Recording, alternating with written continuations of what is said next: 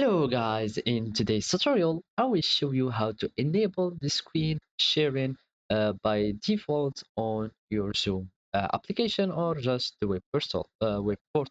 So first you need to sign in your Zoom web portal, and if you don't have already an account, just sign up with the Google account or Facebook, or you can just add like register normally with an email and add your name, last name, date of birth, etc. etc. After you sign in, you will find yourself in the home page like this or here, and here you will find this navigation tab. So now we need to go to the settings here in the navigation tab and click on it. And here we will find the things or parameters concerning the settings concerning our meetings. So basically, we go to in meetings basics, and we will search for the screen recording or the screen sharing options.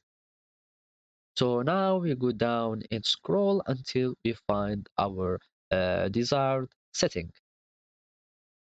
So as you can see, here is the screen sharing options or settings that you can see.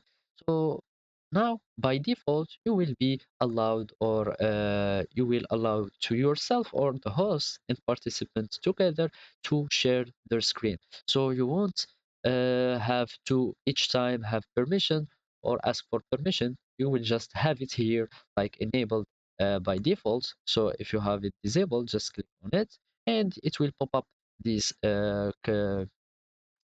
this pop-up message or the confirmation message.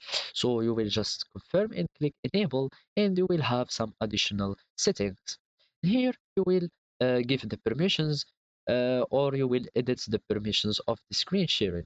Now you will choose either you will have only one person that will be able to share screen, or just multiple people who can uh, share their screen.